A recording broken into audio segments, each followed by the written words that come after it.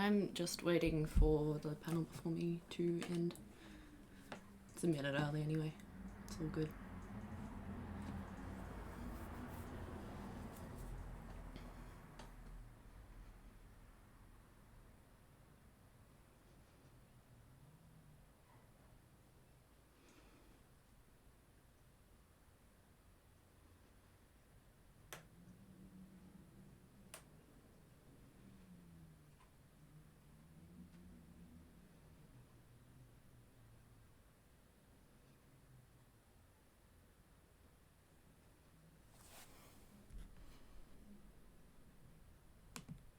All right. Hi, everyone. How are you guys doing? I am here to teach you about patterning, but I'm just going to wait a little bit, I think, for people to start to show up and stuff. Hi. Hi, Little Pixie, and Grey Merchant, and Bad Cat Bad, and Colonel Jansen, and Jellarama, and just everyone. Hello. Thank you. I cut my fringe. Well, obviously I cut my fringe. No one else is going to do it. I cut my fringe a few days ago, and it's really short, but it's not too bad. Yay! Thank you, Becca. I'm really excited for your panel as well. Waves frantically back at you. Yeah. Yeah, I got Miku and Penguin Drum and a bunch of... Sorry, I'm looking at the chat instead of at the camera. I've got Miku and Penguin Drum, and there's a tiny... Wow. There's a tiny Cardcaptor Sakura, and there's like tiny Isabelle and KK Slider, and all that fun stuff. How's everyone been enjoying the panels so far? I've been watching all of them this morning and yesterday and stuff, and it's been really cool and informative and just like such a nice community event. I'm talking really fast because I'm nervous, but I'm gonna just chill. It's alright. Good taste, thank you. So, hi, my name is Claudia. I go by Nyx Cosplay or Nyx Atelier online. I've got like stuff on that side. I gotta get used to what side stuff's on. Okay, so I have been drafting patterns for costumes for the past 8 years. I started when I started in medieval reenactment, so like drafting Viking dresses and stuff, and kind of never stopped after that. Originally it was just because I was super cheap and didn't want to pay $20 for a pattern, but it's become a really useful skill. So... I also have a degree in costuming, and about a third of that was focused on pattern making for costumes and custom drafting to different measurements and kind of grading and all stuff around that. Being cheap as a mood, that's how I make decisions, is what costs the least money. Oh, may I ask, is this based in Melbourne, the costume course? My course was in Wollongbar. It was like a TAFE course. It was a diploma of costume. I know there's a bunch around, like, in Melbourne and Sydney and all sorts of stuff. Yeah. But no, I have never lived in Melbourne or anything. Yeah, so you can work along with me in this panel like a workshop, because I'll be like going through the process of drafting a bodice block and a sleeve block and all sorts of stuff like that. Or you can just watch it and see how I do it. Feel free to ask questions at any time, and I'll also have a dedicated Q&A at the end. Costume course was really cool. It was really cool being surrounded by people who are also really passionate about making costumes all the time, and they had all the fancy equipment because it was like an official school for it. So that was nice.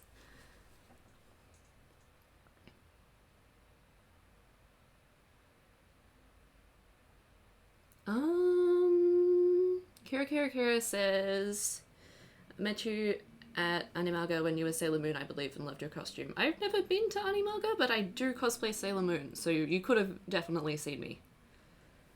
Oh, hi, Riley and Tori and everyone. Oh, sorry, it's Smash. Yeah, that makes sense.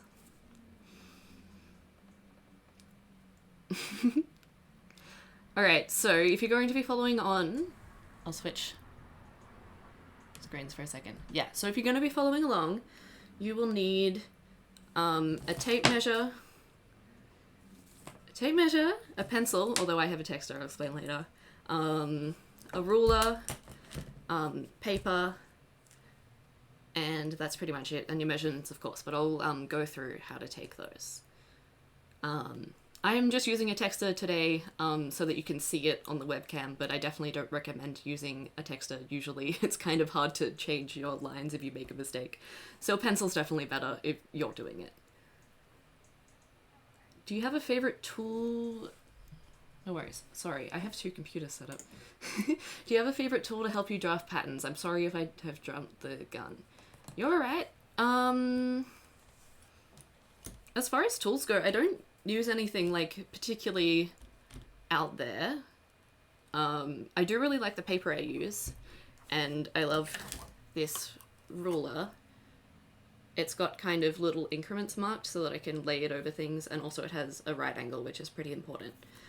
So, the paper I use is from Officeworks, and it's $5 for a 10-meter roll, and it's about 90 centimeters wide, so it's like really cheap and really useful. But when I started out, I just taped together like school worksheets and stuff, or you can use newspaper. It's like, paper is paper, so it doesn't really matter. I just like the Officeworks one, because you can see what you're doing and stuff.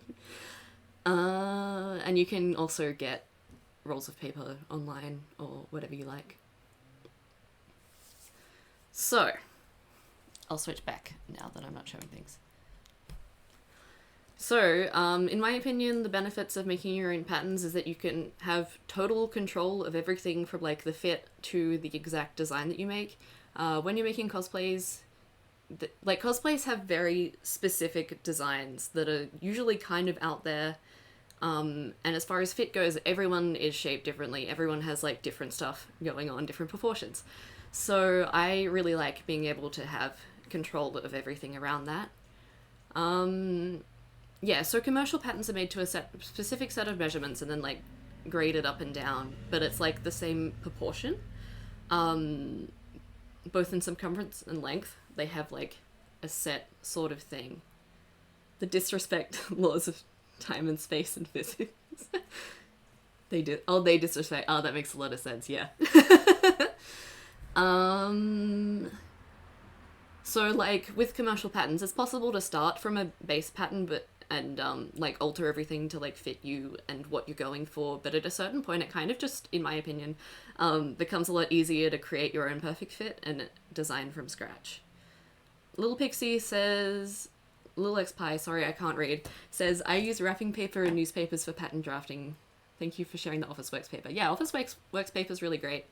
But yeah, like wrapping paper's also great, and like that's just at Woolworths. Yeah, Gaming Goddess uses Officeworks paper too. It's facts. It's like in the kids craft section. It's like butcher's paper. Also patterns cost money. Going back to me being super cheap. Patterns cost $5 Australian if you're lucky, and it's usually like 20 to 30. And I don't want to spend that much. I'd much rather make it from scratch for like $1 or less. Yeah, I have like my notes off to the side, that's why I keep looking there. Also chat is over there. Another method of drafting patterns that people pretty commonly use is tape patterns, and I think they can be okay for stretch fabrics, but they don't really... What am I trying to say? So like, they work for stretch patterns, but they're drafted like right tight, fitted to your body, so you don't have a lot of like space for movement if you're using fabric that doesn't stretch. Which can cause like puckers and squishing and just like all sorts of weird stuff. But I think, you know, like there is a place for tape patterning, but that's not what we're talking about today, I guess. So now I'm going to run through how I would take measurements for a bodice and sleeve. So I'm gonna stand up and fully demonstrate. I have my notes here. I'm trying to not squeak my chair. Whee. Oh yeah, you can see my fish. That's awesome. There's my fish. He's my friend. Okay. Let me get stuff sorted. Also, I made everything that I'm wearing and drafted the pattern. I thought it was fitting. I'm not wearing a costume, but I made the shirt and the top and the skirt. And that's another thing you can do if you make patterns. You can just like see a design you like, or you can like think up an idea for a design of clothing that you'd like to wear and then just like make it and have it, and I think that's neat. So the first thing I'm going to measure is nape to waist, which is like the front length. So what you're gonna want to do is start at the corner of your neck and your shoulder, go over the fullest part of your bust, and then end straight down at your waist. So your waist is the thinnest, generally the thinnest circumference of like this sort of area, so it like goes in just underneath your rib cage. Thank you for saying my outfit is cute. So for me, that's 47 centimeters, and then I'll write that down. And then next, I'll measure my bust, and you want to make sure that the tape measure is parallel to the ground, and measure kind of over the fullest point. And you want to sort of breathe normally so it's not like too constrictive, but not like hugely inaccurate either. So you kind of note that down.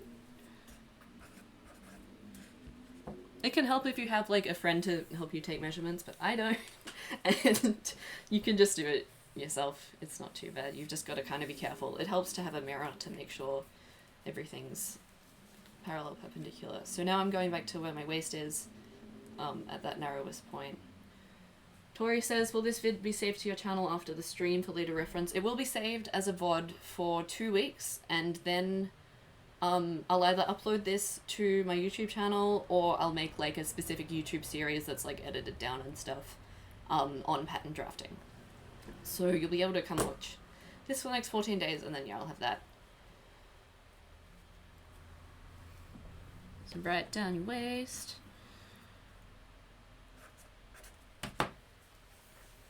And then I drop my tape measure. So then you want your bust depth, which is from that same corner point as before to the fullest point of your bust, which is going to be quite important later because it will determine where you point your darts at, and you don't want to like create space where it shouldn't be, basically. How tight do you hold the measuring tape? Not very tight. Bust studs. I don't know. You're probably correcting me. I probably said something wrong. Yeah. But yeah, it'll like determine where you want your bust darts to point.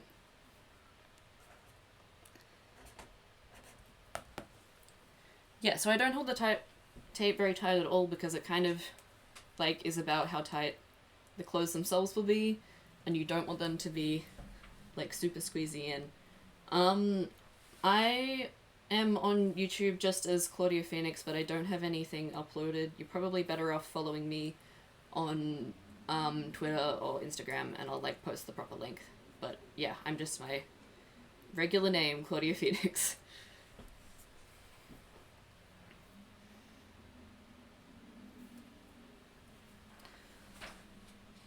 I'll just emphasizing the kind of dart you meant. Cool, yeah. I like wouldn't be surprised if I said something wrong. But yeah, correct. There are other kinds of darts. So next we're going to measure the shoulder width, which I like to do at the back. I'll just bring my hair forward.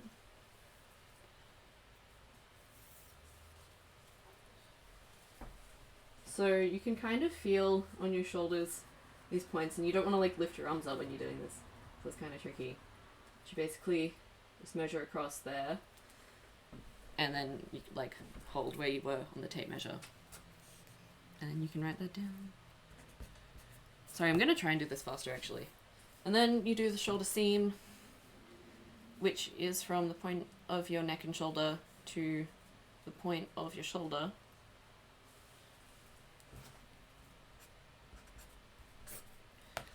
And what's next? So next we're going to do high hip, which is basically around where your hip bones are. So it's not like the fullest part or anything, it's just, yeah, the point of where your hip bones are. We'll do the low hip in a second, and that's the widest part. So we go around like that. And then we're also going to measure the low hip depth, so like keep your finger where that was and measure down from your waist to the high hip point. And you're going to want to note those two down.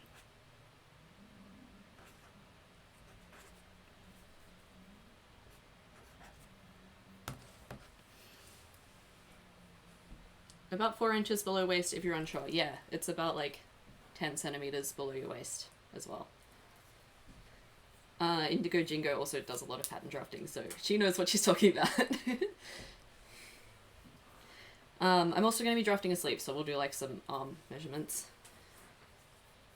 So first I'm going to measure at the widest point of my bicep like I have muscles, and you want to do it with your arm slightly bent.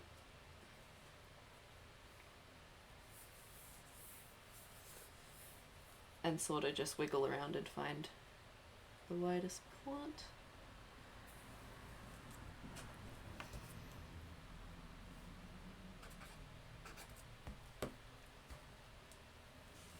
And then I measure for the wrist opening, which I don't actually measure my wrist because it wouldn't be able to fit over my hand if I made a sleeve that size. So I kind of put my hand like this sort of thing, like it would be if I was putting it into a shirt.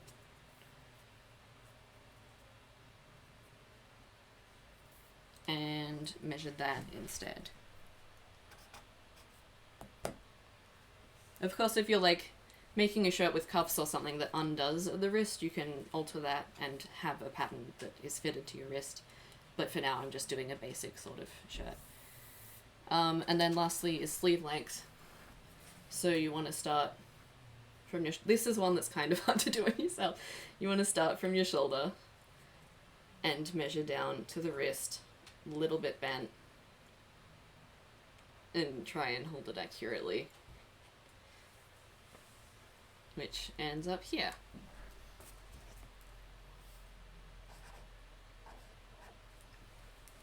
And then we can almost get to actual pattern. So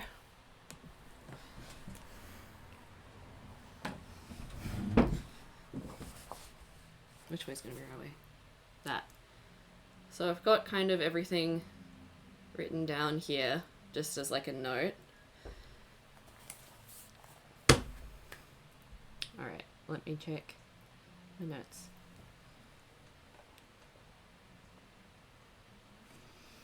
So like I was talking about before, I have to tilt that down. Like I was talking about before,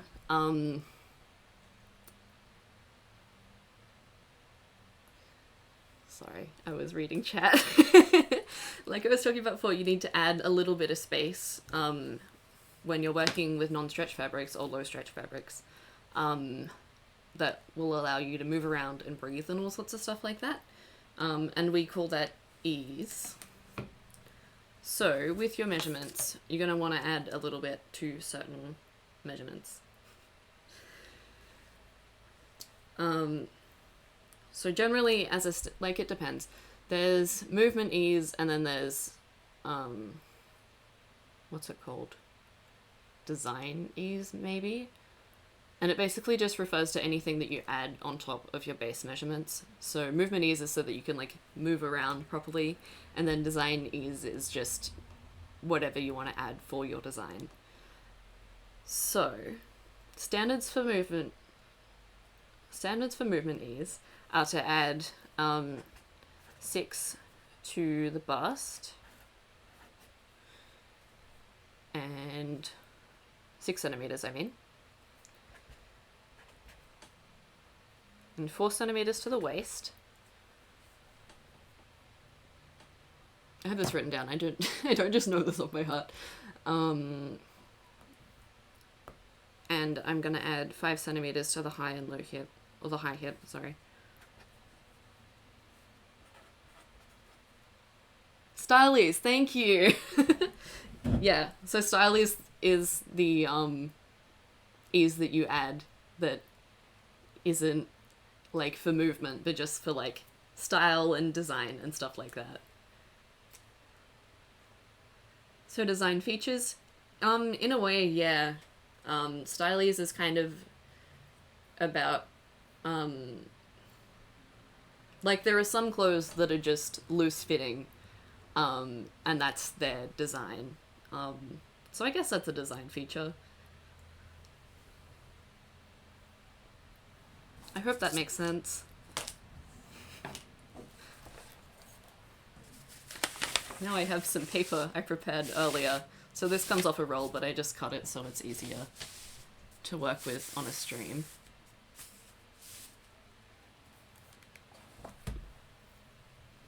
And I'll be working sideways so that you can see it.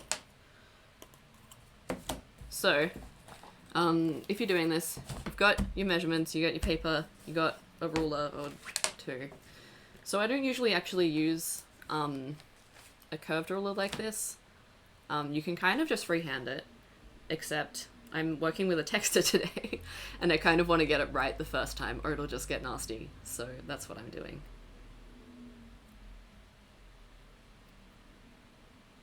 Yeah, that makes sense. Okay, thank goodness. Yeah.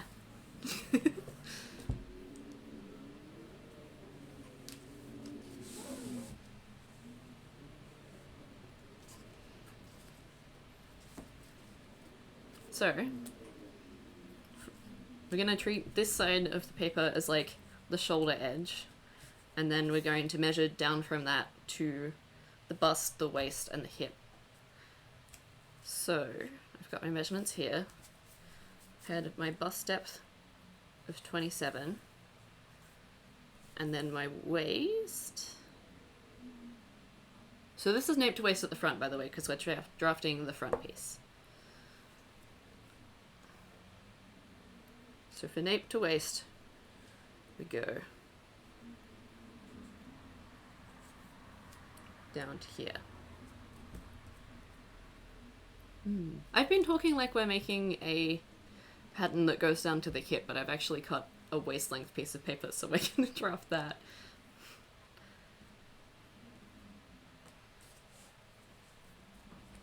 And then, so this is a bust level, so I'm going to mark it with B.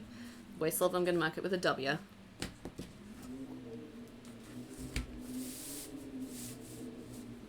I'm sorry if you can hear wind whistling in the background. I mean, obviously I can't do anything about it. It's just bad timing with the weather.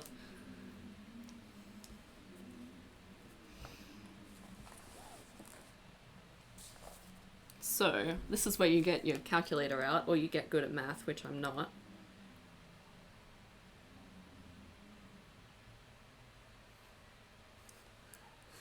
So, because we're making... Why you say Australia? Oh, because of the weather? Yeah.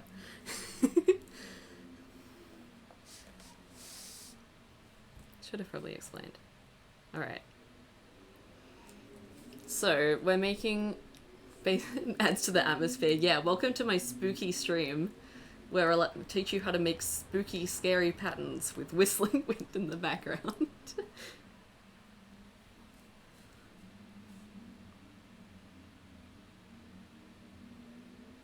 Alright. It's like a Halloween cosplay. Now I've got to work out how to make this design Halloween-esque.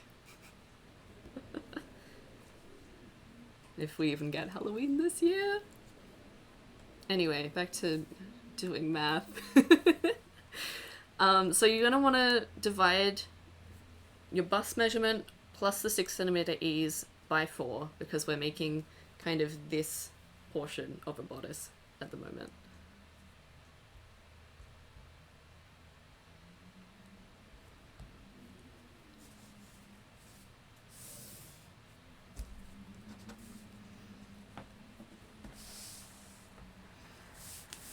See that? So that's the bust line. And then, so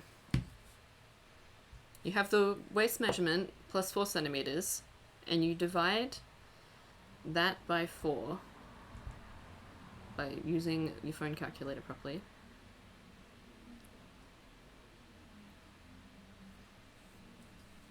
But then you're gonna want to add a bust dart here. So the whole purpose of darts is to get rid of excess fabric and to make sure that it's properly fitted to the body. So this is the first dart we're going to do. And it's going to be... I usually do about 2 centimeters. It really depends on the difference between your bust and your waist, but I find that 2 centimeters usually works for most people. So you've got your waist measurement plus 4 centimeters divided by 4, and then you add 2 centimeters. I hope that makes sense. I just feel like I'm saying a lot of numbers. So I'll run through my numbers, for example. My waist is 87 centimeters. I added 4 centimeters to that, which is 91, and then I divided 91 by 4, which got me 22.75 centimeters. The math checks out, thank you. And then I add 2 centimeters, and I'll show you what to do with that in just a second. So then I'm measuring out a line that is 24.75.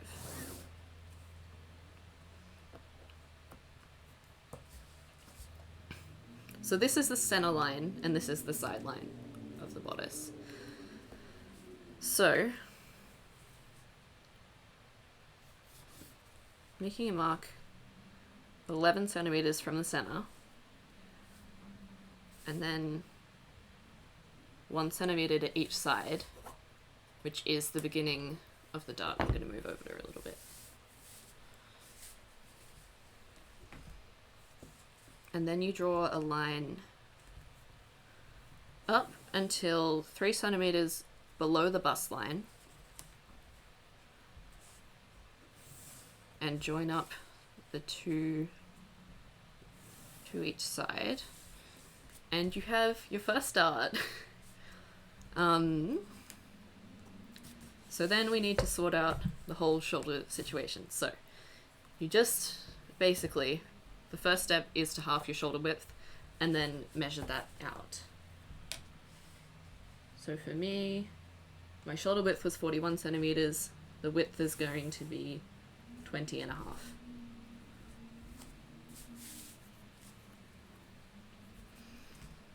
Then you're going to want to take your shoulder seam, so that's like this seam here that you've measured on yourself, and angle your ruler to mimic the slope of a shoulder. So you're going to want it to be a couple centimeters lower than the starting point. And measure out, I really hope this makes sense, measure out your shoulder seam. So now you have this line that's sloped down like a real shoulder is.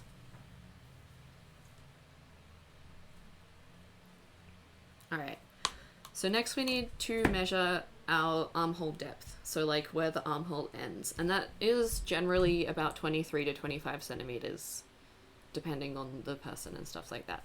But that's kind of the standard I stick with. So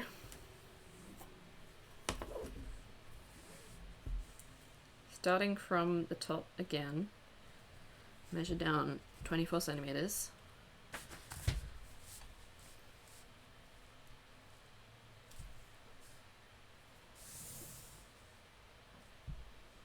And out. So it's measured out the same distance as your bust, generally. So now you have these 3 lines. that'll make up the side seam,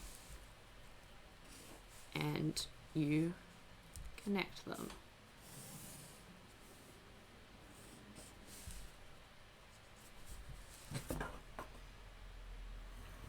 See there. What are we gonna do next? So next up we'll do the neck hole, and what you're gonna want to do for the neck is measure down 7.5 centimeters.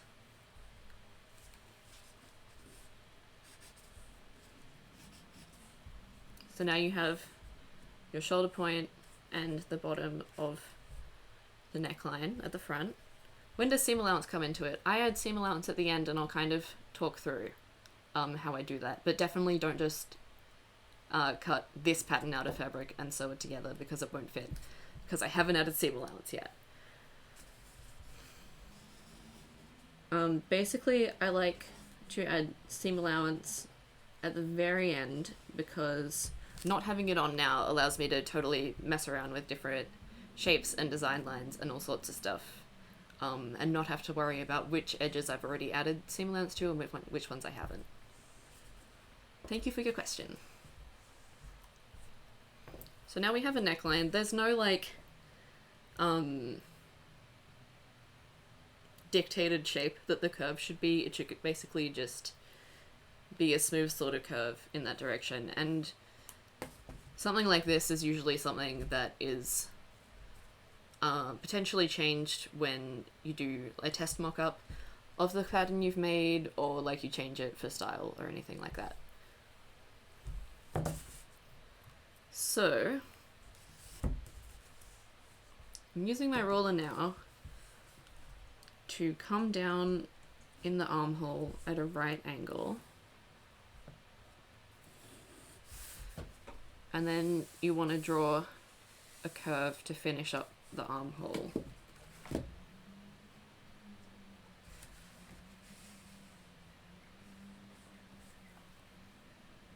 So I'm going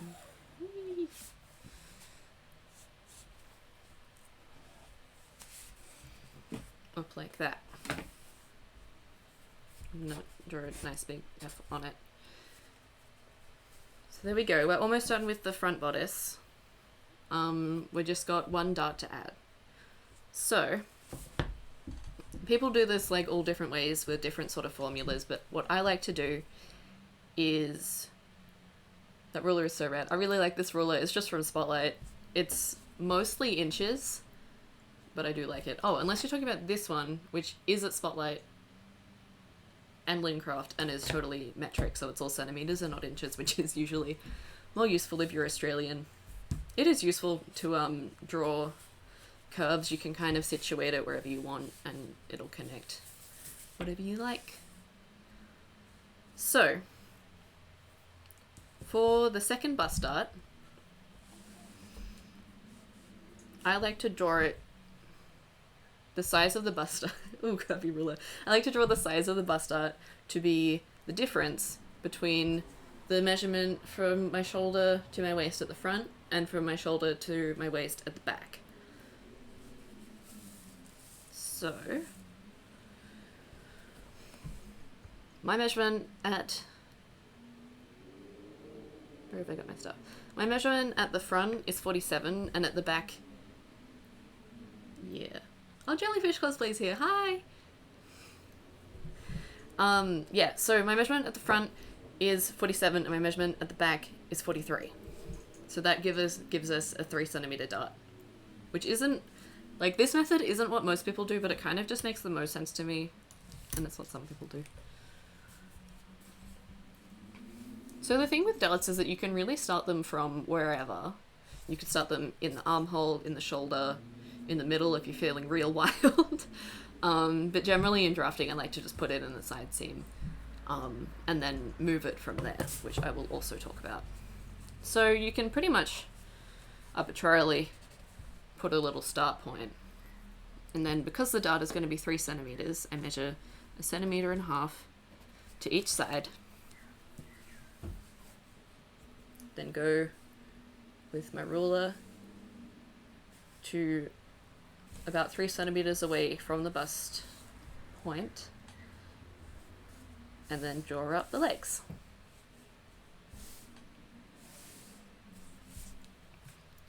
So for now, we have a bodice pattern that should fit me really well.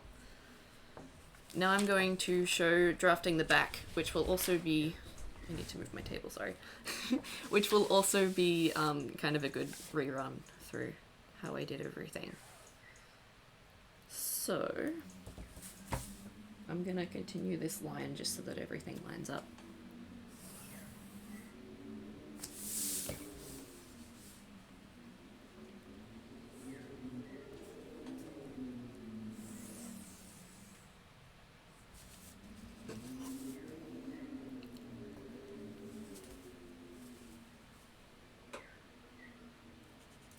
So my bust line is going to be the same as before, but my waist is going to be a little bit higher, which is because of basically how my back is shaped versus my front, and is generally the deal for people unless they have a super sloped back. Yeah, in which case it won't really work.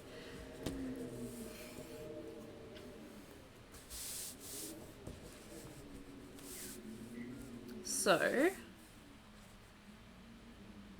alright. So to start off this second block, I'm gonna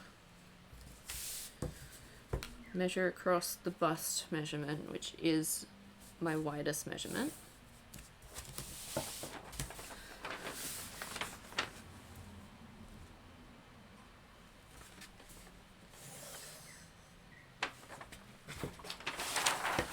And now this will be the center back line. I might even mark it as CB.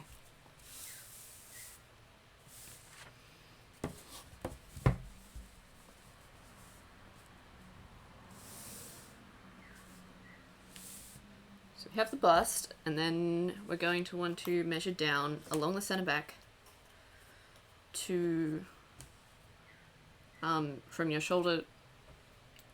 Okay, so the next thing we're going to want to draw out is where the shoulder to waist measurement ends at the back.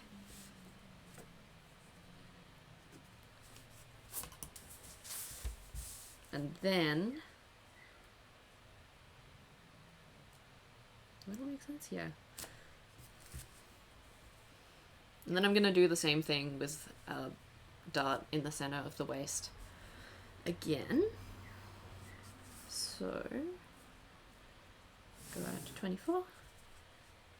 For this one, it's going to, for this one the dart is going to be situated right in the middle of this piece. So since it's 24 centimeters here, I want to half that to 12, draw a centimeter on either side.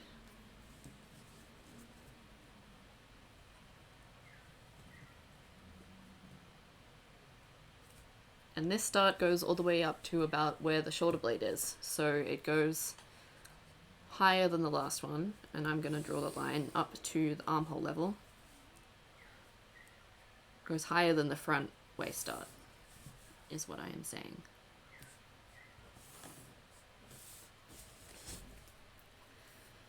Alright. We've got this situation, and we can connect the bust and waist lines. Like that. Now I'm going to measure out half of my shoulder width, and then my shoulder seam,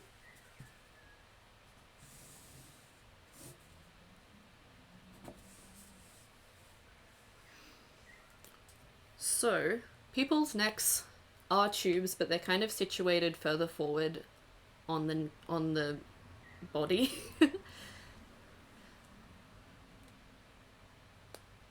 Sorry, I think I missed some info, but I'm assuming the dart in the back is to account for a sway back curve.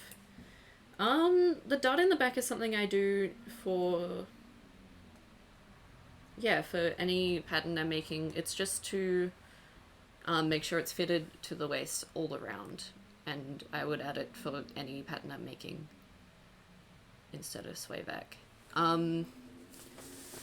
what is affected by the sway back is the fact that this pattern, the back pattern, is shorter than the front pattern because my hips are quite tilted, and you'll find that in a lot of people. Their back is shorter than their front. Hope that makes sense. So yeah, with your neck, I might even show you. It's kind of tilted forward, so the neck hole at the front is going to be a lot deeper than the shallower neck hole at the back. Okay, thank you. Cool. I'm glad that all made sense and stuff. So I usually go down about 2 or 3 centimeters. I'll move that so it's totally into frame and create a curve here, which will be the back of the neck hole. From there it's basically same deal with the armhole. You go down at a right angle to the shoulder and scoop it.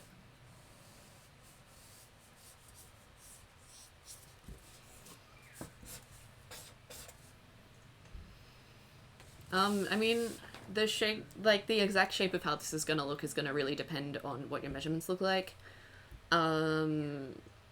Yeah, because everyone's unique in different lengths and sizes and all sorts of stuff. I will say I have fairly narrow shoulders compared to my bust, so it might not look exactly like this for you, or it'll look the same or different, or yeah, whatever. It's totally personalized, and that's kind of the point. So now we have, I should face it that way actually, because that's how it shows up on stream. So now we have our 2 patterns. So if you wanted to just make a simple fitted bodice with darts where they are, you totally can. You'd have to add seam allowance around the outsides first, but you can do that. But these darts don't have to be where they are. You can combine them, you can move them to wherever you like. And I'm going to show that in a second once I cut it out. I'll also show how to draft a sleeve, but it kind of makes sense. It kind of makes sense to just finish this now. To finish showing bodice stuff.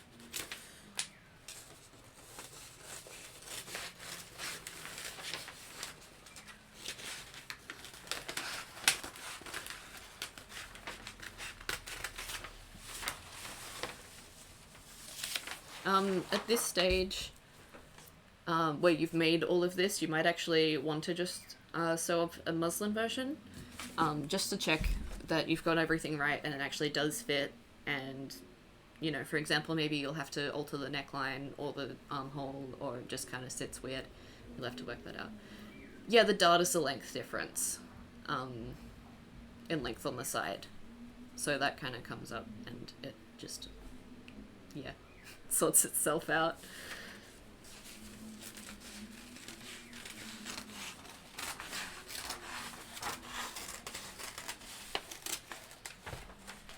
When it comes to drafting armholes, you do want the front side to scoop in more than the back side, just because of the way that your shoulders are rounded.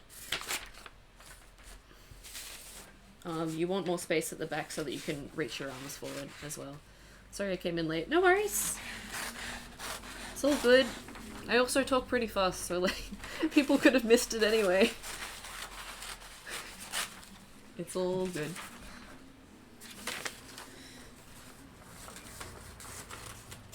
Create a nice amount of paper rubbish.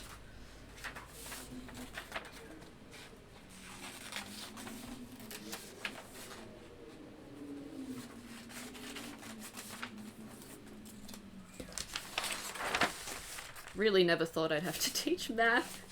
Here I am, kind of teaching math. Frightening.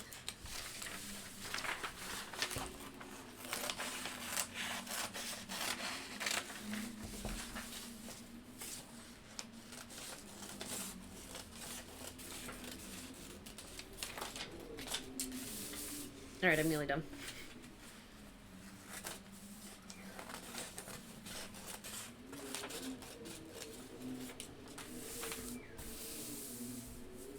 now we've got our two lovely pieces. How far up does the front waist dart go? It goes until 3 centimeters before the bust line. So the bust line is the widest point around, and you're going to want it to end 3 centimeters below that. Yes, I know about the Crunchyroll thing. I was planning on doing it halfway through, so in 15 minutes. But yeah, I got it in my mind. So don't worry. But thank you for the reminder. I do appreciate it, because, you know, it's not exactly beyond me to forget something. Yeah, sure. So now I'm going to show you how you can move darts around. So what we're going to do is move this dart up into the armhole. And you're going to need your ruler and scissors again.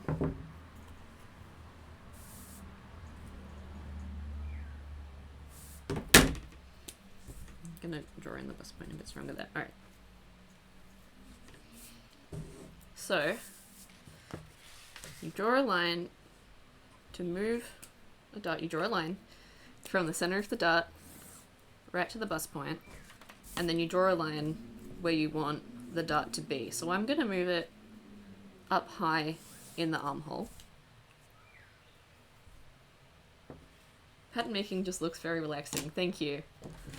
It's pretty good. I mean, I'm not relaxed right now because I'm trying to live stream and teach and just hoping I don't mess it up. But generally speaking, it's pretty good. So what you can actually do, I'll keep it right where the camera is cut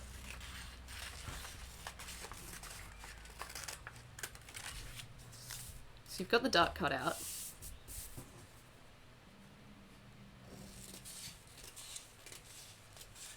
And then you cut where you want the new dart to be. Then you super simply shift this, and you've created a new dart. Thank you, guys! I'm experiencing fear. Thank you. Terrified of like missing something or making 0 sense. So thank you very much. I really appreciate it. Oh, big brain. Oh, people are excited about this. Yay! That's really good. Yeah, like it really is that simple. So you can just put them wherever, and then I'm just taping it together with way too thick tape, but that's what I have. This is what I use to tape my webcam to my backdrop stand.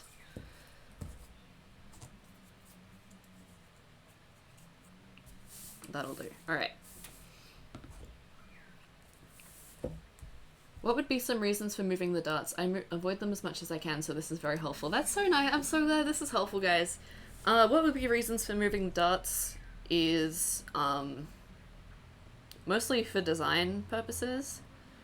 You can want to have darts in different places, or you want to... Yeah, jellyfishes. You can do this with foam patterns too. Yeah, that makes sense. I know nothing about foam patterns, so don't listen to me talking about them, but that checks out.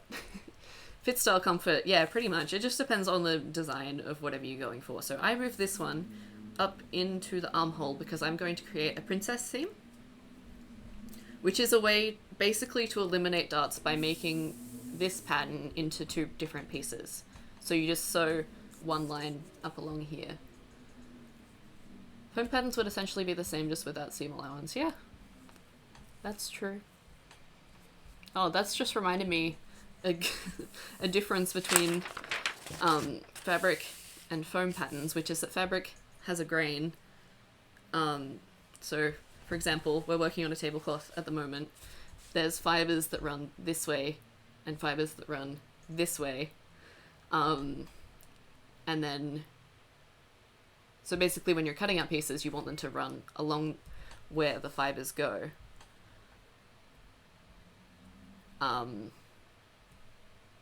So that it doesn't get wonky and pulled, because...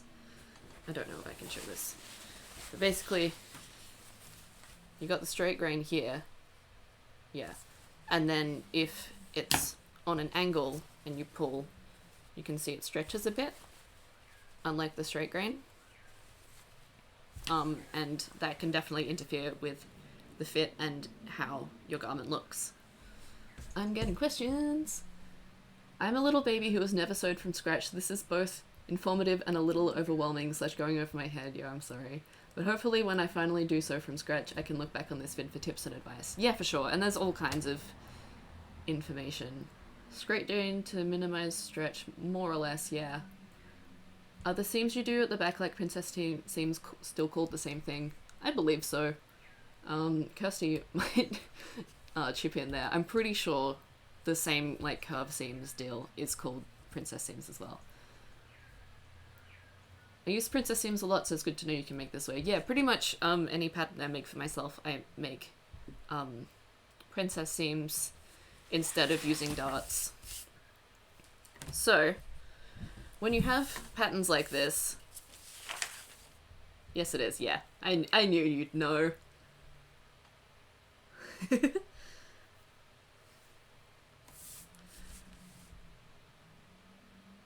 If you shift the darts in the waist, would the bust shape be okay?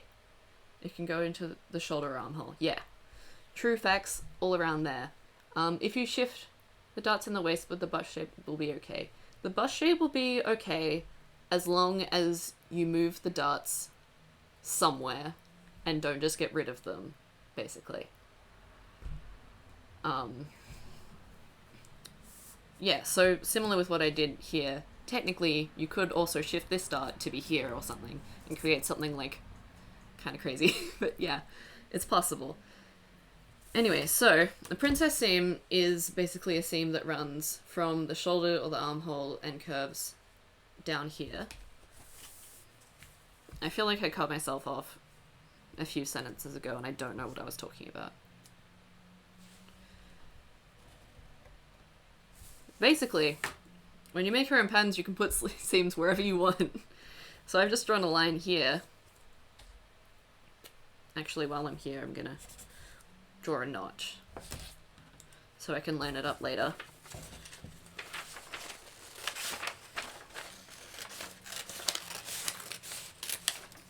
And then, basically, cut along here, and you have this centerpiece. Cut other side of the dart. And you have these two pieces that still have like the effect of the darts and the fullness control of the darts, but it's a seam instead of sewing in like the little triangles, which I personally like a lot more. So if you look here, the leg still ends up and curves around like so. So that's just something you can do. I mean, you could chuck a line wherever.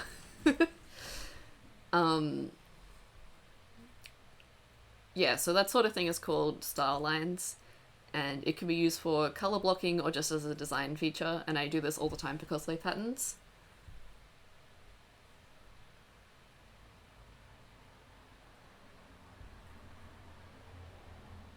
Yeah, that all checks out. Yay, thank you, Alex! I'm glad this is helpful. So say like if you had a character, and they had a different color stripe going down the center, you can just draw that and then cut along that and you're all good. You can just sew it together with different, like you can cut that of course, and sew it together with different fabrics.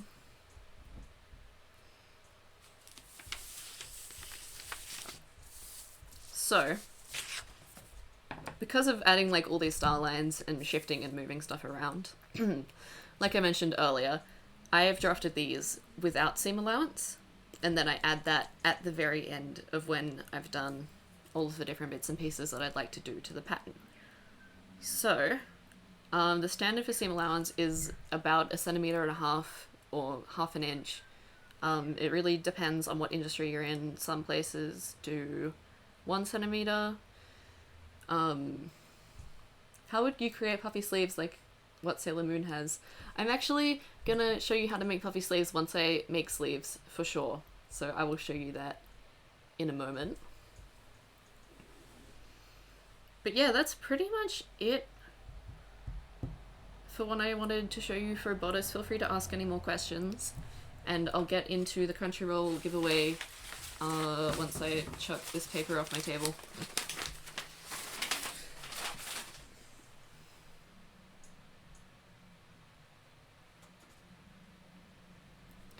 Yeah, you can pivot the bust art to the waist so that there are two values all the way at the waist. Excuse me, and yeah, that works. That's something that definitely is done. Puffy Sleeves really had me going when I attempted to draft my own a while ago. I make puffy sleeves all the time because I love magical girls, so it's just puffs everywhere. So I hope I can impart some knowledge.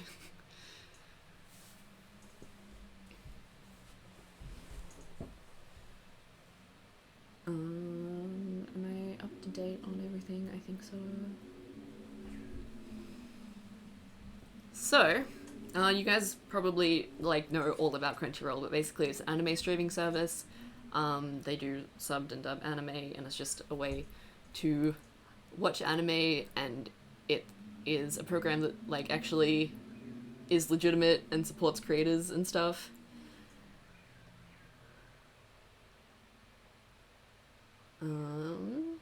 I feel really motivated to attempt drafting patterns because it's something I've been too scared to do. I think it's an awesome skill to have, and you can just like imagine it and create it, and it's neat in my opinion. If I have ever planned anything, do you use normal printer paper for this, or would it be some kind of thinner paper? It's whatever paper you have access to. I use rolls of butcher's paper that I buy in the kids craft section of Officeworks, but you can use like printer paper taped together, or newspaper, or yeah, whatever is around.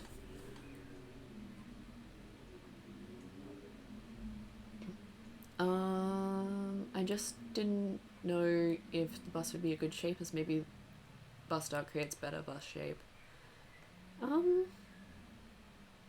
Pattern paper would be good. I know some people who can't afford using baking paper and sticking together.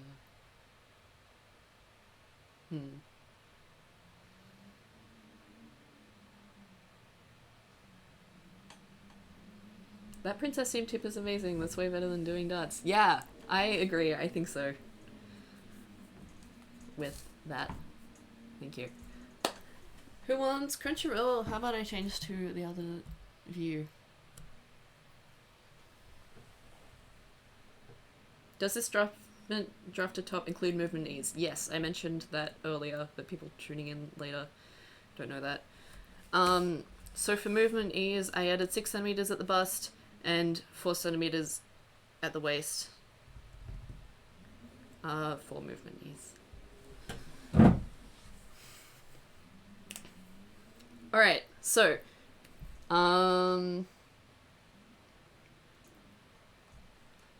if you would like to be entered to win a Crunchyroll subscription, then write Crunchyroll in the chat, please. Go. And I will give it to you. Well, I'll pick someone randomly. I'm not going to give it to everyone. I think I have one. Crunchyroll.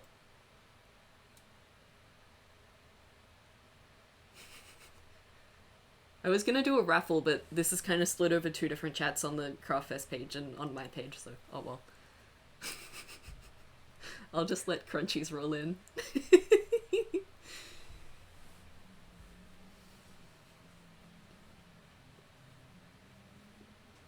Ooh, I know what I'll do. I'll close my eyes and then I'll point at the screen and then I'll tell you who won. Do you... Oh, you have another channel open? Yeah, I mean, it's being hosted on Craftfest, but it's being streamed through my next cosplay channel. Okay. Okay, I'm gonna do it. Alright. 3, 2, 1. I'm putting at Lil X Pie. So, Lil X Pie, I will get the Craftfest people in contact with you. Congratulations! You got some Crunchyroll. I mean, now's a better time than ever to watch anime, and it's nice that it's legit and stuff. Yeah, congratulations. There'll be more people doing giveaways throughout the weekend, so just like keep watching. In fact, the stream after mine is like an afternoon stream, and there's going to be giveaways from, well, definitely a giveaway from Lumen's workshop, and probably, it seems like, other stuff. So yeah, enjoy the crunch. I love that.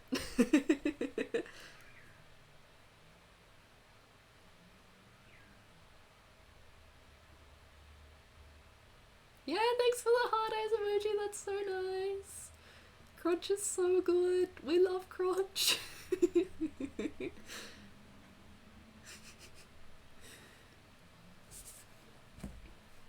I'll clear out and stuff.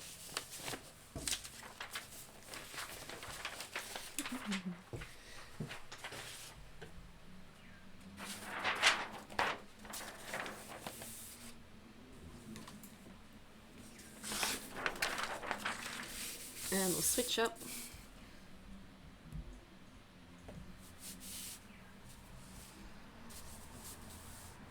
Alright, so now I'm going to demonstrate when the roll be crunchy. Now I'm going to demonstrate how I would go about drafting a sleeve. I see Miss Miku and Homura is the back. Yeah, hell yeah. I really be wildin' out at Akihabara. Wait, I'll switch back. I want to show you my figures. So we have Madoka, Homura, Sakura, Maru, Penguin Drum, Miku, Animal Crossing Amiibos, and Miss Utana's down here. And they're all good. Thanks for coming to my TED Talk.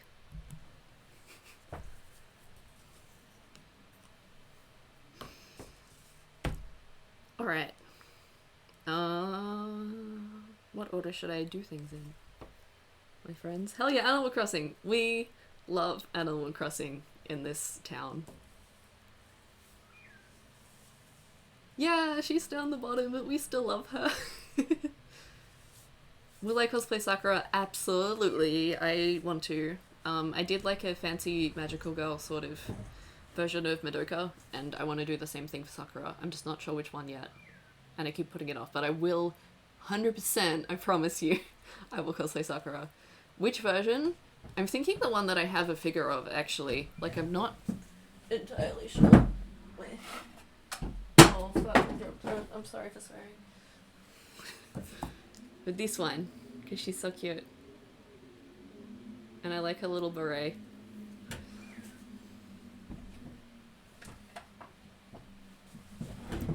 Yes! I want to be sparkly all the time. Someone asked how my puffers, they're really good. And they're all crazy. And I have 4 dogs. And it's a lot of dogs. And I'm at home with them all the time. Shouts out to whoever's playing it right now. I will be as soon as I'm done with this. It will be my reward for doing my first ever panel. And it'll be very nice. So. Your arm is the thing on your body that you move, like, a whole lot. So for that reason, I add a lot of movement ease. Usually about 10 centimeters to the upper arm circumference. And that's what I'm going to do today. So my upper arm circumference is 37 centimeters. And I'm gonna, yeah, add 10 to that. And draw out 47 across. Where am I going to draw it? I guess I'll draw it at the top here. And then I'm going to want to draw a line down the middle. Sorry, I'll move it into view. 23 and a half.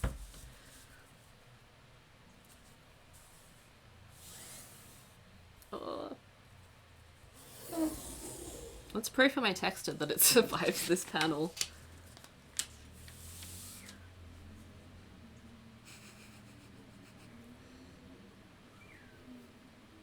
Alright. So, if you've seen a sleeve pattern before, you know what I'm talking about. There's like the sleeve head, and then it goes down into the rest of the sleeve. But I don't want to explain too much about the sleeve head before I've pressed for ink, thank you. I don't want to explain too much about the sleeve head before I've drawn it, just in case people have no clue what I'm talking about. So, I'm gonna measure down 11 centimeters. Oh, you know what? I'm just gonna like draw it on this piece of paper because I kind of want to talk about it.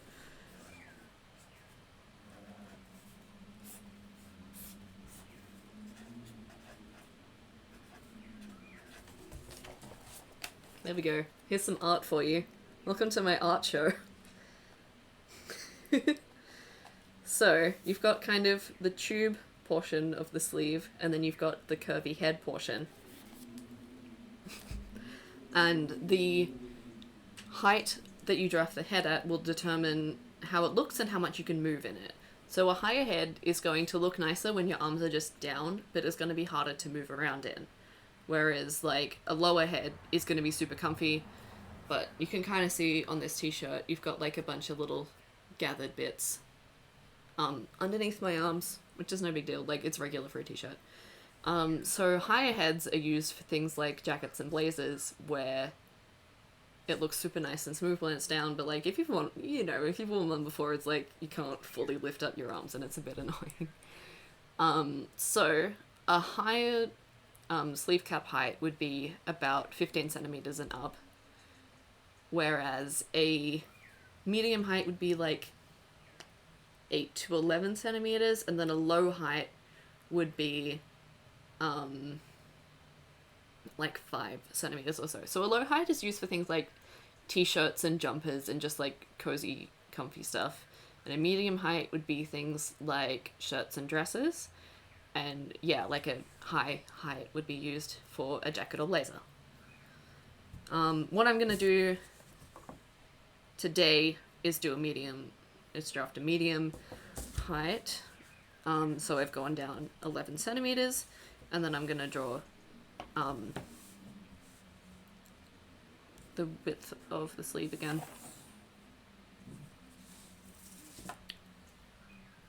And so here we have it.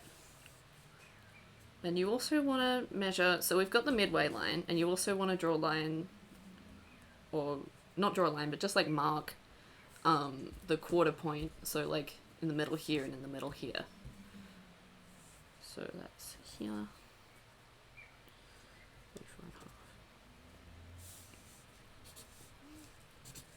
I'm gonna have to turn this around.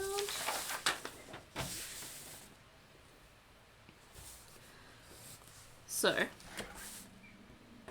this side's gonna be the front, and this side's gonna be the back.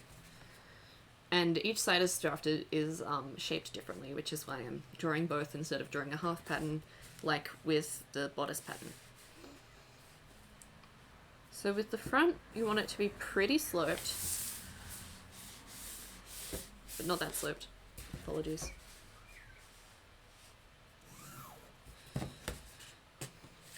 Slopes down, and then like that. And then the back, because, you know, similar to when I was drafting the back of the bodice, like you move your arm forward a lot more than back. And also your shoulder blades in there, which actually like has quite an impact. It's going to be a lot more sloped for the back.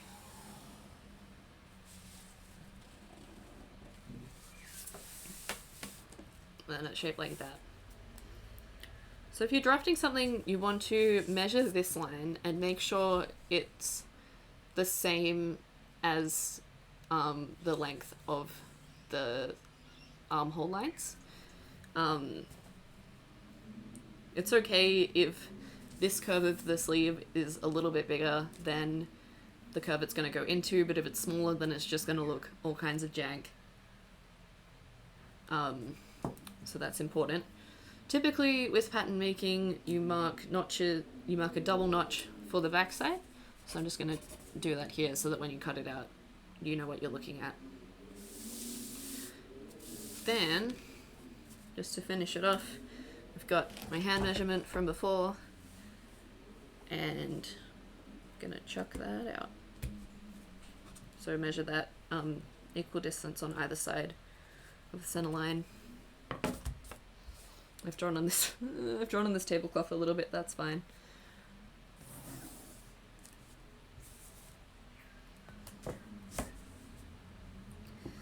Go like that. And you've got yourself a sleeve. Do you prefer to have your side seam and sleeve seam align, or no? Yeah, I definitely prefer to have the, like, this seam of the sleeve to align with the bodice side seam. Don't think I've heard of it being done otherwise, but I guess it's possible. But we're gonna do a puff sleeve. So I'm gonna make it a short sleeve first. Not paying a lot of attention to how long it is. This would be 19 centimeters long. But your length will depend on what you're trying to make.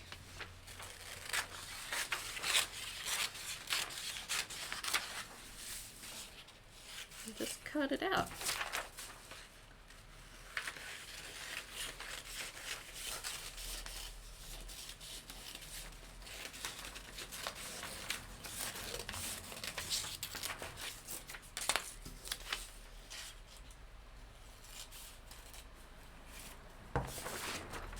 So we're gonna, other than a two-piece sleeve, I can't see a reason not to line up the side seams. Yeah, exactly.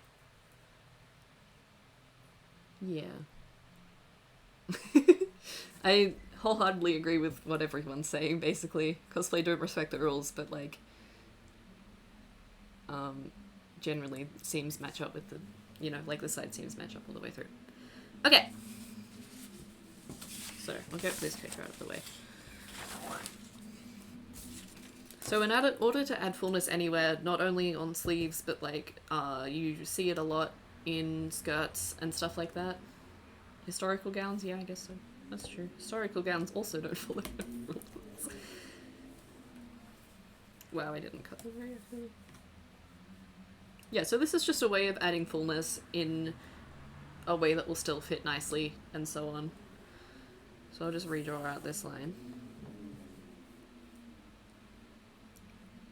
And I'm going to split it into quarters. Yeah.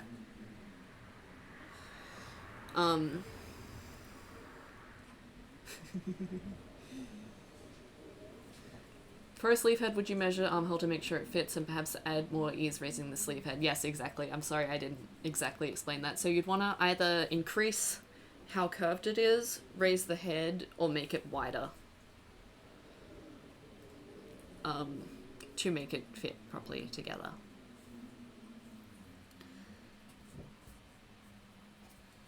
So we're gonna draw out, this is quarters. And give up on not drawing on the tablecloth.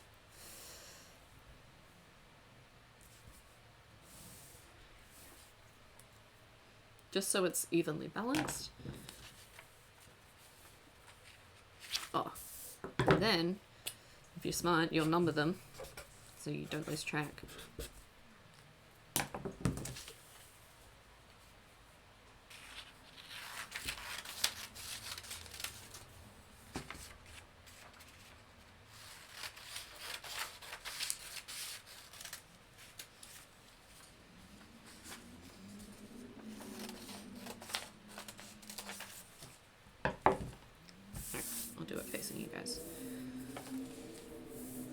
So now you have your sleeve that's cut up into quarters. So say, for example, you're making a puff sleeve and you only want to add volume or puff at the bottom. So what you would do is spread all of these out evenly to add whatever amount you would like. And you do this on top of a piece of paper, and then you trace out the outer lines of all of these. So all the way along here, something like this where it dips in, you'd kind of smooth that out, and then you trace along these ones. Same sort of deal if you want to add fullness at the top. You've got total control. You can just check them out like this, and then draw along this smoothing it out. If you want to add, say, some volume to the bottom and more to the top, just spread these, and you've got a little bit of extra puff here and a lot of extra puff up here. And then obviously if you want to add even fullness throughout the sleeves, you would measure these so they're even. But that's basically the deal. And then you've got your new pattern piece that has these same curves that are properly in alignment and like work properly as a sleeve pattern. Also, when I draft puff sleeves, I'll also add, say, 3 to 5 centimeters to the length so it has the room to puff out. And you would typically want to gather it back in at the edge into a band. So if you wanted to make a band, you could pretty simply just like cut a strip from this pattern piece and that would be the cuff of your sleeve. I feel like I have so much power now that I have this knowledge. Yay, go forth with your knowledge. There's really so much you can do with pattern drafting. So yeah, I do a lot of puff sleeves, so feel free to ask whatever, but that's like most of the deal. A lot of the time when I make puff things, I'll do a lining of a fitted piece and then draft, and then have the puff going over it so that it holds it up. So that it has the puff out still, because if you're working, like if you add the length to the puff, sometimes it just like slips down and looks a bit sad. Can you line a sleeve instead of using a band to create a puff in a sleeve where you don't run a band? Yeah, exactly. That's vaguely related to what I was talking about. But yeah, you can totally add a lining as long as it like gathers back down into something. That's what really matters. I've also, like, I did this exact same thing for, like, Puffy Bloomers for Noir from Persona 5. Excuse me. I did a more complicated version of this for Flane's sleeves. She's got a puff at the top, and then it's fitted here, and then billows out. Can also fuse for good shape, yeah. Yeah. You could fuse it. I mean, it really depends on the stiffness of what fabric you're using, but adding interfacing is always an option. If you're going, like, really crazy 1800s with it, you can even add boning to your sleeve. So, it can get crazy. You're the best, Noir. Thank you. I haven't cosplayed Noir in a long time, but she's very cute, and I like her. Good crisp iron is true. An iron is always important. That's not what this stream is about, but I love ironing, and I think it's really important. And there's a little side thing. Yeah, boning's real. I made a costume based on Edith Cushing from Crimson Peak. I don't know if you've seen it around. It's like a mustard colored dress and it's really pretty with giant sleeves. And that's got 3 pieces of boning in it. Sleeve heads will also help, but that's a whole other rabbit hole. 100%. I want to know what iron recommend. I can see my iron. My iron's a Tefl, and I've kind of had it as a Christmas, like I got it as a Christmas present when I was like 14, which that sounds so lame. It's because I'd started in sewing and I was always borrowing my grandma's iron, not just like a lame present. And it works really well, but I haven't used enough of a range of irons, I feel, to give a good recommendation. So if someone else in chat wants to say their recommendation, that would be good. Historical costume is another level. Yeah, historical costume is like a whole other set of situation.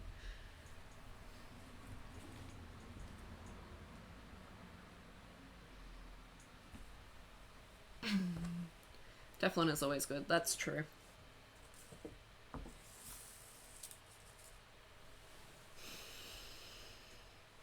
What sewing machine do I use? Great question. I have an Elna Alina 40, which is a brand that's sold at Spotlight and maybe Lincraft, but definitely Spotlight, and that's where I got it. And that was the machine that I started off with, and it's been like an absolute champ. I really put it through a whole lot of like sewing 4 layers of, or 6 layers of wool, and it's been really good, and it's great having a domestic machine because it does zigzag and all sorts of stuff. I also have a industrial sewing machine that's a Juki, I want to say DL900. That's kind of on a whole other level. It's got like a oil pool at the bottom and is built into a table and all sorts of stuff, but I think that's amazing. And I recently bought an overlocker that's also Juki, and that's a MO1000. But, I mean, my biggest recommendation for anyone looking to buy a sewing machine is an Alina 40, or there's lots of other brands that are good, like Brother and Viking. I haven't liked a lot of Singer's new stuff, but they do have some good machines. And yeah, those are my thoughts. No wonder I never imagined boning in sleeves. Makes sense, because don't really look into historical costume. Yeah. Thanks for this information. How easy is it to mess up the curve of a sleeve or armhole enough for it not to be usable? I mean, it's pretty possible to mess it up, but you can usually sort something out by like cutting one side so it's smaller. Typically it's something you want to catch in the drafting stage, like when it's just paper, and then you can easily just adjust where the lines are. I love using the industrial ways where they can also cool down for home, not for sure. Yeah, industrial irons were really fun. We had those at TAFE. Juki is so godly when it comes to overlockers. Yeah, I'm really liking mine so far. I've heard Baby Locker and Janome are good, but I really like my industrial machine that's a Juki, so I just went with that. And it was like not cheap, but a good price for a good overlocker, I think. And it air threads, like it threads itself. It's so lovely. I really enjoy that. Personally, sewing machine, I like Juki. Industrial machine, yeah. Yeah. I really like my Janome. Yeah, I've heard only good things about Janome. Singers are a mixed bag in quality. I think the heavy duty Singer I've seen good things about, but I don't fully trust them. I've been using my mom's Janome. You find them pretty good? Yeah. You really put that machine through it. What a beast. It is a beast. She really needs a service, but I can't get her serviced because the company is not open. I have a 60-year-old Janome overlocker and I love it more than my new Janome. Yeah. I did see Janome at a con here. Got to see even the embroidery machines. Yeah, an embroidery machine would be really fun to have. Josh has the heavy duty and I love it. Ooh, that's so fun.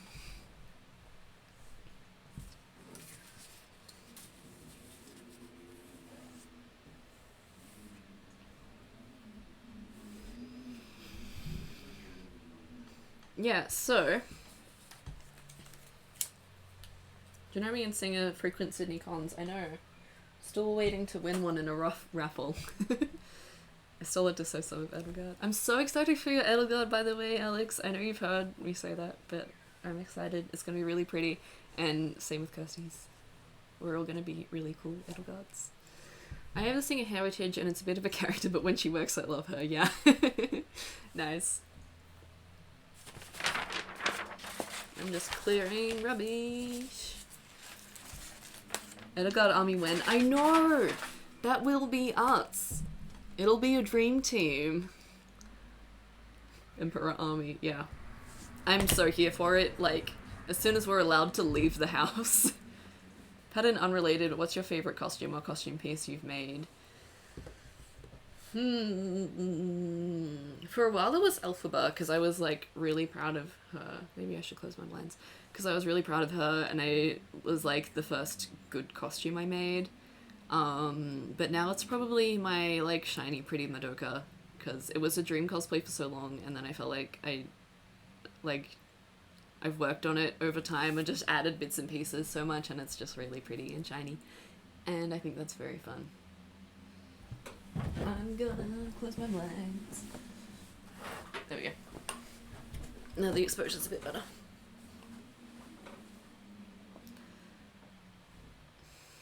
We all leave the house in Edel. Yes, please. Everyone in chat, you better start working on your cosplays. Your Madoka is gorgeous. Thank you! I like her.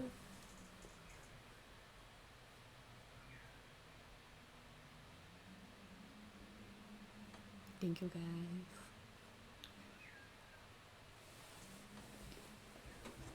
I mean, Alphabet was really impressive because before that I'd only made like really bad costumes. I was like a year into cosplaying and I feel like I did a really good job with it. But I like being pink. Yeah, feel free to ask questions about whatever. I'm pretty happy to answer whatever. I'll demonstrate how to pattern another thing. Or not. I don't know. I'm happy.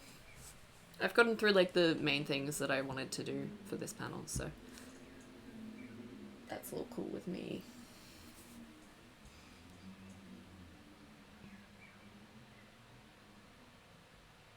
So sad I missed you and Elfie. Well, I still have Elfie and I really want to shoot with you. Emma Caitlin's did a really awesome Glinda cosplay. So we should group up and be pals when we're allowed to. Which, I mean, who knows. How is your magical girl Isabel going? She's cute and I'm keen for her. She's really good. Pretty done. I just have to like put it all on and do a shoot and stuff. But she is cute. It's good fun. I've been really into Animal Crossing. Tell us about what you're currently working on. Yeah, so what I'm currently working on has been Isabel from Animal Crossing. And it's like a magical girl redesign, so of course I wanted to cosplay it.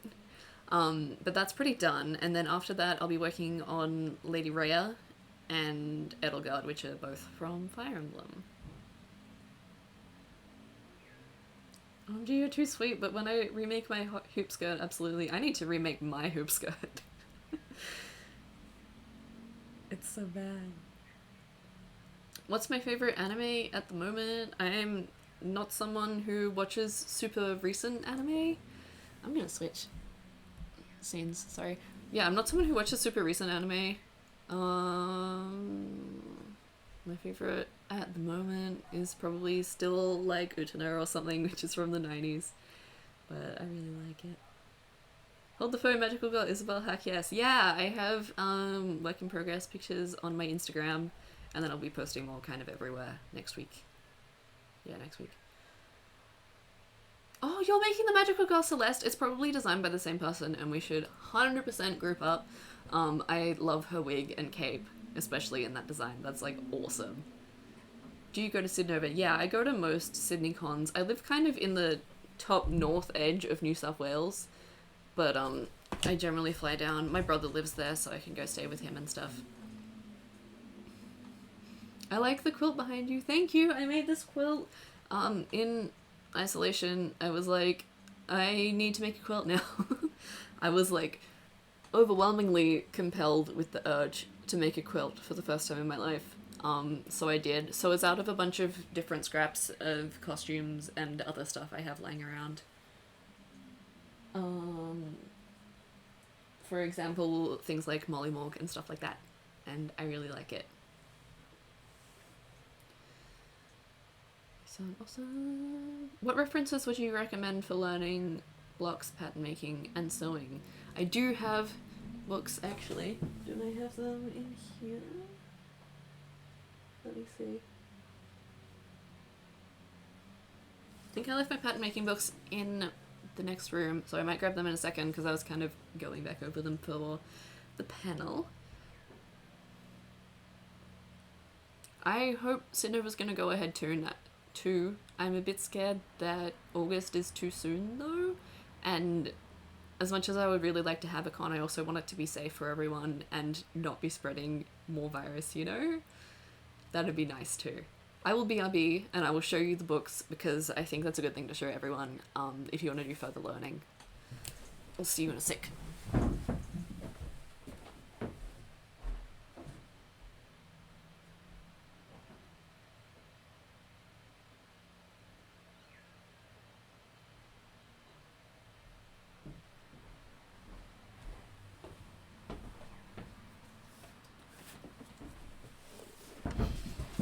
hello. Alright, I'll switch scenes. So I have books here that I will turn around for the camera that have pattern related information. So this one is probably the most I'd recommend to you if you want to get into pattern making. It's called Pattern Cutting and it's by Danik Chunman Low, and it really just goes through absolutely everything about fabric and making patterns.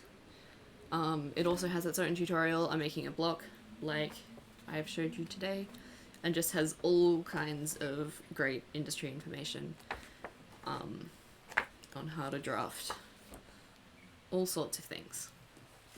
So if you if you're really interested in pattern making, this is a good move.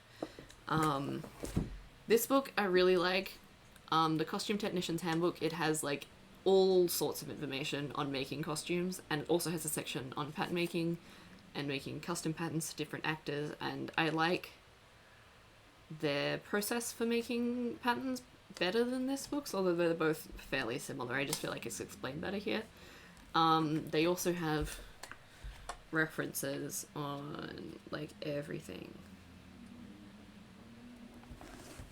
They've got stuff on wig making and just like all sorts of costume stuff. So this is the Costume Technician's Handbook, and I recommended this to Gaming Goddess, and she got it and she loves it apparently, so that's good.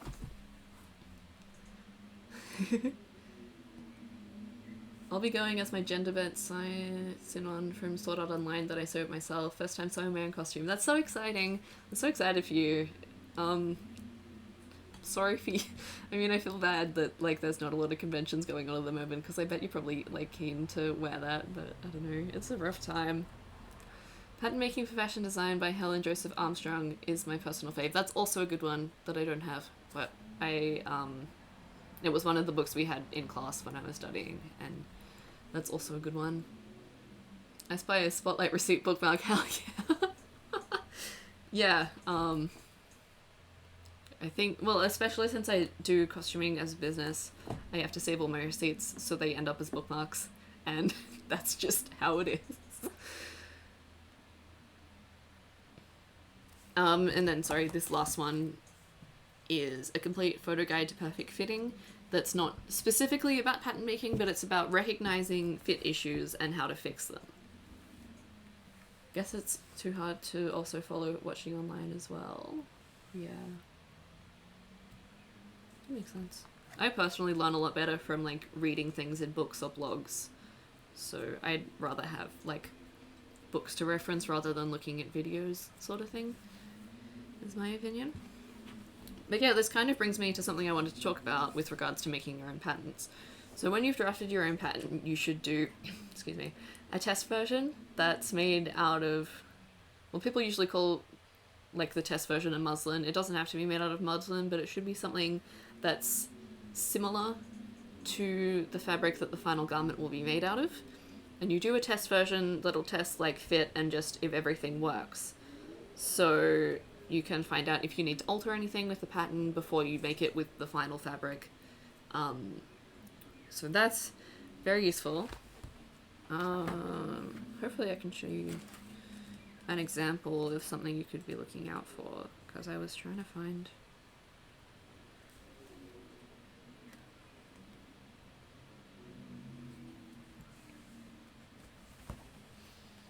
Yeah, so like, it kind of shows you what the problems are and what you should do to fix them when you're testing patterns or working with patterns and things like that.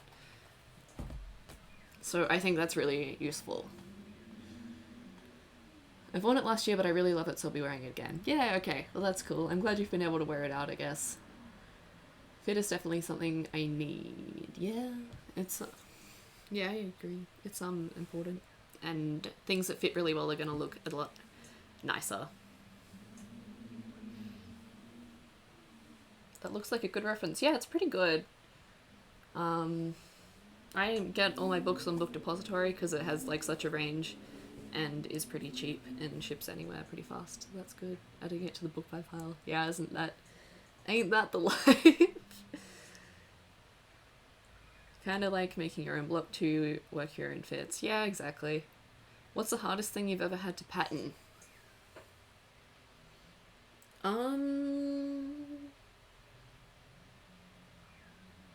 Mollywalk was pretty complicated. I'll see if I can bring up a picture actually. I hope it doesn't take too long. So Mollywalk's kind of got a hood and a collar and 2 sleeves and is a jacket. Maybe it'll take too long to add it to stream actually. I'll read another question.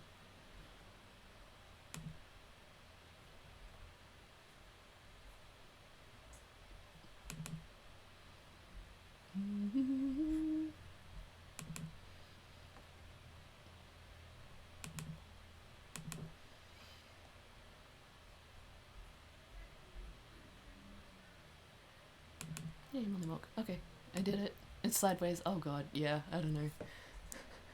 This may have been a mistake, I just wanted to show you a picture.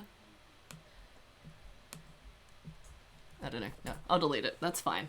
I'm sorry. I'm sorry for trying to mess with stream while streaming.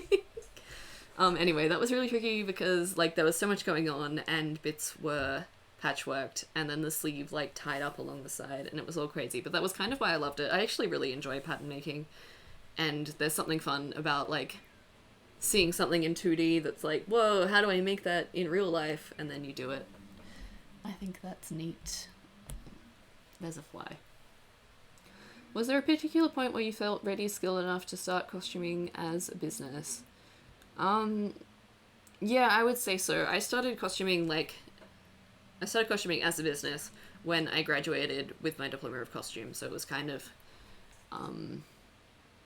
you know, like I just completed my training and I felt pretty confident that I had the knowledge and skill level where I was able to do something like that.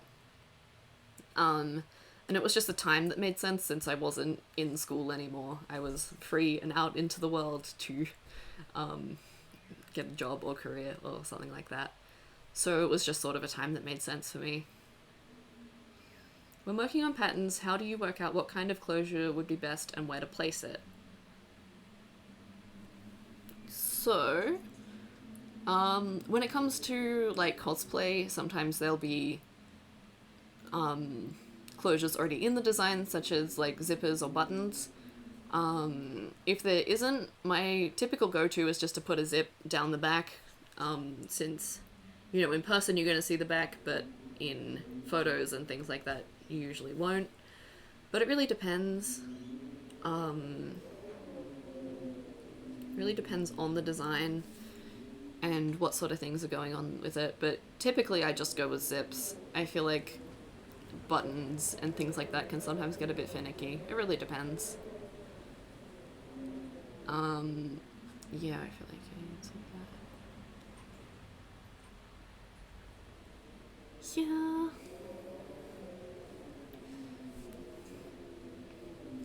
Let me know if you have any other questions. I love the CCS dress with layers of ruffles. It is a dream cosplay and I don't know if I'll ever make. Yeah, I love ruffles. They take a very long time. You can spend all day just doing ruffles, but it creates something that's really pretty, I think, at the same time. So it's kind of worth it. With something like that, with like so many layers, I would probably get ribbon so that you don't have to cut out and then hem like so much fabric.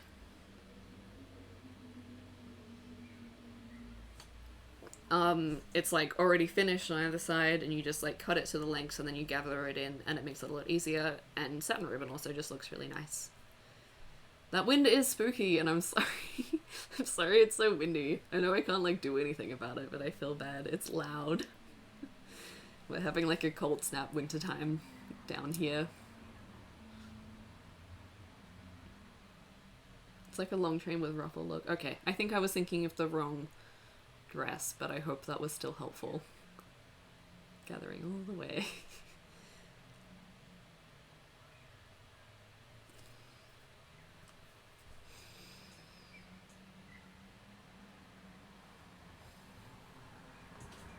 So, my original plan was to show you how to draft like a stretch bodysuit, and then I kind of cut it off because I was thinking I wouldn't have enough time, but now I do have time, so maybe I'll do that if no one else has any more questions.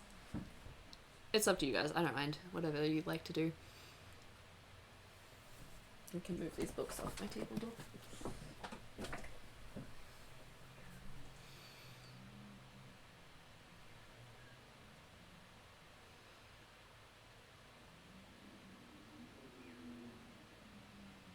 Okay, Applesauce asks, how do you sew PVC fabric? And the answer is with great difficulty.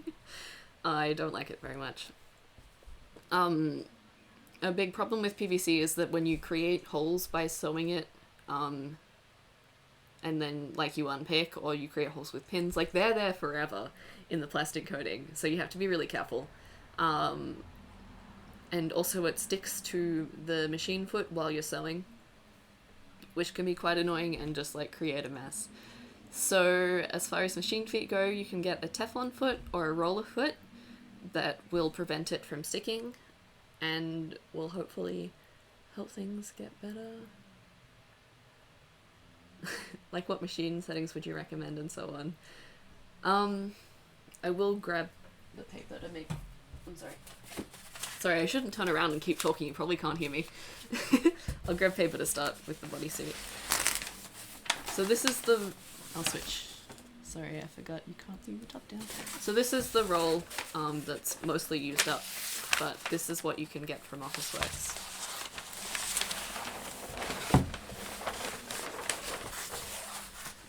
So, someone in chat says, how would I go about making red sabers from Fate's dress? And I would like be totally happy to help you. People would like to see a bodysuit tutorial, so I'm gonna do that, but please message me on Instagram or Twitter or wherever, and I will like 100% give you my advice for that. Oh god, I'm sorry. I'm sorry for whacking the webcam with my paper.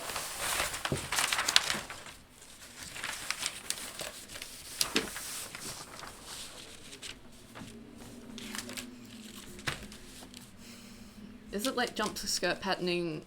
Is it like jump skirt for patterning in the way bodice and bottom block together? Pretty much. So yeah, the reason I'm showing a bodysuit is because I've made a lot of Sailor Moon costumes and they're, you know, like stretch fabric, and also you can use like the basic shape for a whole bunch of different things. You can extend the legs or like add sleeves and all sorts of stuff. So when you're drafting for stretch fabric, you actually want to detract ease. So you've got negative ease going on because it stretches over the body, so if it's baggy it'll look really weird. So you draft it without ease. I already said that. And you also don't really have to add seam allowance because you'll either be sewing it with a zigzag or an overlocker, so it kind of just becomes absorbed in the same situation. I'm so impressed by your Sailor Moon cosplay, it's so detailed. Thank you! They were really fun to make. If you saw that beginning screen or just like photos, I made that whole group for Smash last year and we were in the cob and it was very fun.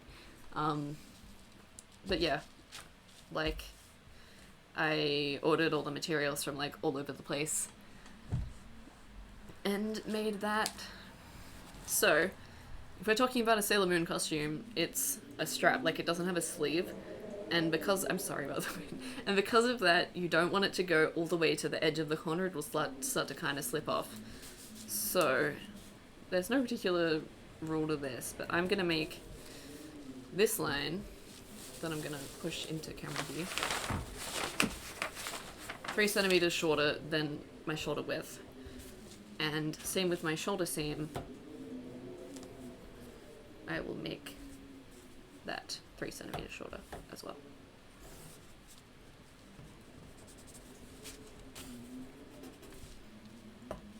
So if we're making, like if we're sticking a Sailor Moon, but you can make the neckline whatever you want, I measured down 15 centimeters for a V in the neckline,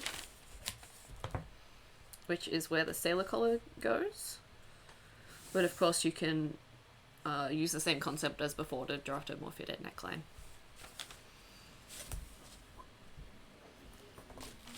And then, same sort of deal. We want to measure down to the bust level and measure down. I'm just going with the back length instead of the front length now because I don't have the same sort of dart deal and it'll stretch out. I'm so sorry. I've just been talking a lot and my throat's getting dry. Alright, we got 15 minutes to go, by the way. So get any questions you want to see me answer out now, basically. But also feel free to message me anywhere, and I will get back to you. So, how much negative E's you use really depends on the stretch of the fabric. A lot of the time I use lycra or spandex fabric, which is pretty high stretch. Okay, someone asked, what fabric would you use for a sailor school uniform or like a sailor sent you uniform? So for a sailor school uniform, I'd mostly just use a cotton, using something like a shirting weight for the blouse piece and either a plain weave broadcloth sort of deal or a twill but in cotton for the skirt and possibly collar, depending on what costume you're making. For a Sailor Senshi uniform, it really depends on your preferences. I've used satin for mine and then spandex for the white stretchy parts, but it depends. I've seen people use, you know, like matte cotton fabric or whatever you feel would be an accurate translation of their designs to real life.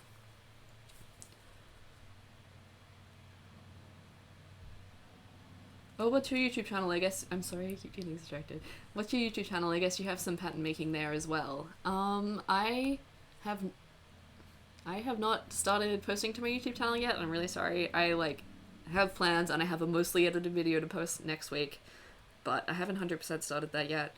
You're best off following my Twitter or Instagram and I will post about when I've properly started, and I definitely have plans to do a whole series on pattern making.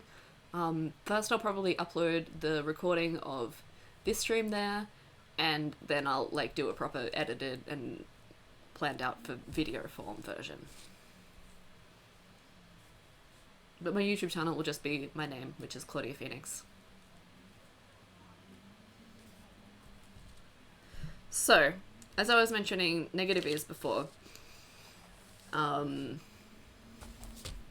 instead of adding 6 centimeters to your bust measurement, you might want to do something like -3.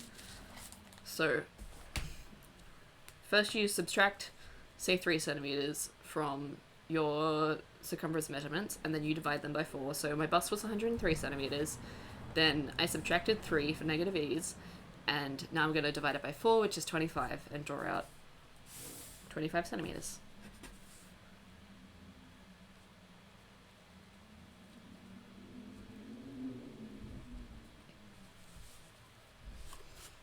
And then same deal for my waist. I've started with 87 centimeters. I'm gonna take away 3 centimeters, which when divided by 4 brings me down to 21.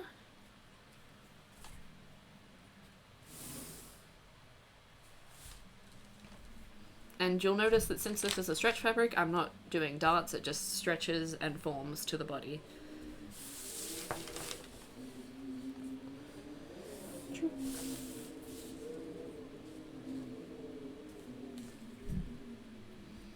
And I forgot to do the armhole level. How much longer? Okay, we got 12 minutes to go now. What's a good fabric that makeup and body paint won't stick to as much? A fabric that makeup and body paint won't stick to. I don't think That's super possible. I think what you possibly might be looking for is something that washes easily, which polyester is really good for, even though I don't like polyester very much. And, yeah, mostly synthetic fabrics and cotton. And obviously, like, darker fabrics will probably show up less. Stains and stuff. I don't think that's very helpful. I don't know. It's rough. Sometimes you just get body paint on your clothes and you just gotta Photoshop it out.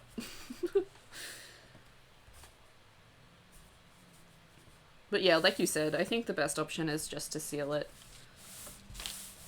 So here, same as last time. Sorry, messed that up. Recommendations for places to get fabrics. I feel the stores here don't have good fabric feels like perhaps commercial ones / what we see in fashion store quality. My number one place to get fabric, the armhole process is the same as the bodice block I was showing earlier. You just scoop it down. It's just that the shoulder's a bit narrower now. Yeah, so I really like the Remnant Warehouse. That's the first place I check. They're located in Sydney, but they also have an online store that's really good. Other places I shop at are Super Cheap Fabrics, which is another Melbourne-based place that's online. And if I can't find what I want there, I usually go to fabrics.com, but the shipping for that is like insane. But sometimes it's what you have to do. Socks are magic if you want to avoid getting body paint everywhere. That is 100% true. But yeah, stores like Remnant Warehouse use mostly leftover fabric from designer brands. So like designer brands will be at the end of their season or end of their run of this certain sort of fabric. And then they'll like sell it on to reseller companies. So that sort of means that it's a good quality fabric, typically, and they're usually a bit more interesting and nicer fibers and things like that. Leggings but for your arms, pretty much. They're like sleeves. Yeah, they're like sleeves made out of stocking fabric that have like all your fingers and glove stuff, and you can, excuse me, make your own or buy it. Cool, thanks, yeah. Alright, so now you measure down from your waist to your high hip level and your low hip level. And same sort of deal. So my high hip is 105, and I'll subtract 3 and then divide that by 4.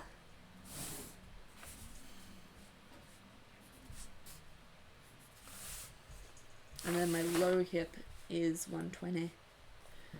So 120. Oh.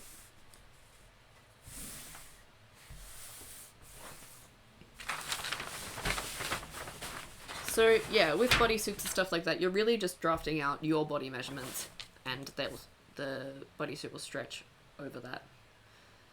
Shine trimmings for costuming, yeah, it's really good. I did a big lace order last night, actually. I typically order on AliExpress, but international shipping is just taking so long. But they have a really nice range of stuff, and I really like their sequins and trims, and they have like dance and theatre specific fabric, so they have a really interesting range as well. Yeah, Adelaide has some cool stuff actually that I'm not super familiar with. It seems cool. So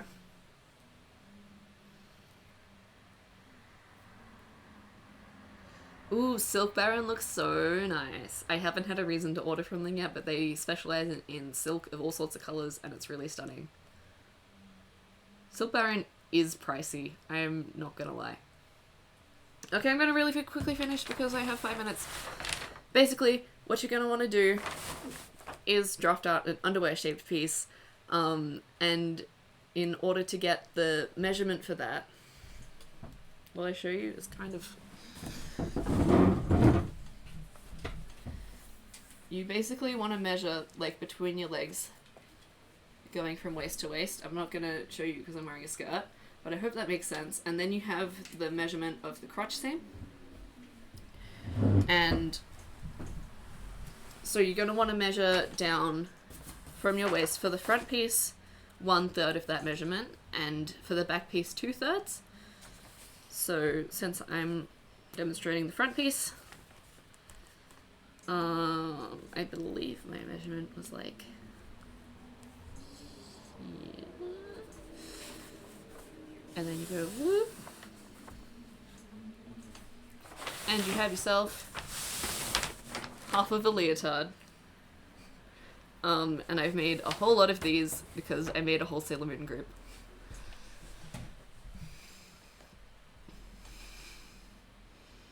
Birch Wholesale, if you have an ABN, is great for trims.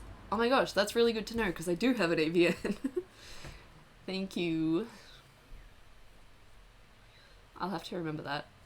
And I always want lots of trims, so that is not a problem.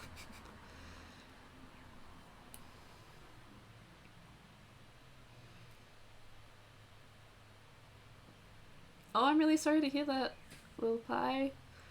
Yeah, commercial patterns have some weird stuff going on sometimes. Like the Yaya Han patterns, I don't think it was really her fault, but she drafted the patterns to be her body length, and she's only like 4'11", so when it was scaled and graded for other sizes, they kept it at her short person length, and for that reason all of her patterns are pretty short and just kind of awkward, and it's unfortunate. It was the Yaya Han pattern, yeah, it's a bummer.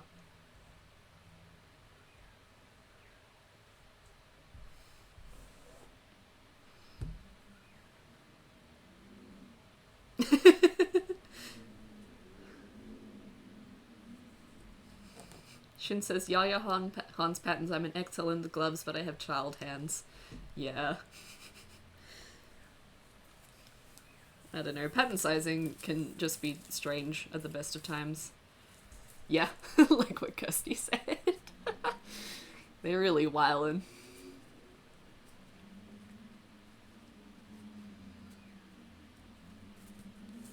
Well, thank you so much, everyone, for coming and being here. I still have a few more minutes to hang out, but yeah, it's been really great, and I really hope this was helpful. It'll be staying up on my channel, which is Nyx_Cosplay, for the next couple weeks, and then I'll upload it to my YouTube and kind of be posting information about that on Instagram. Yeah, if you have any further questions on anything to do with costuming, especially sewing, that's kind of where my knowledge is, feel free to message me on Twitter or Instagram, or yeah, wherever you like. I'm on Facebook as well. I have a Facebook page, but I don't think most people are hanging out there.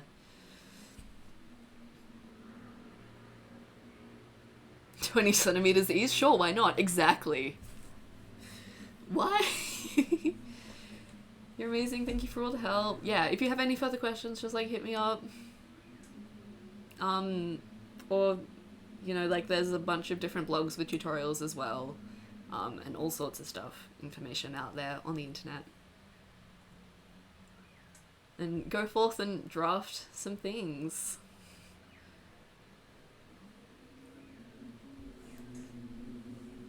And be cool.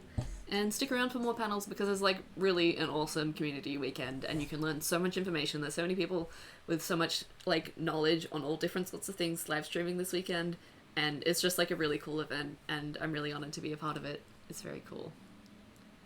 So shouts out to Craftfest and also their sponsors like Crunchyroll. I got to do a Crunchyroll giveaway. How dope's that? It's just like, it's cool, happy feelings sort of time, you know, and I'm so excited to be like not having to worry about preparing for my panel and just like watching panels and hand sewing and stuff. It'll be nice.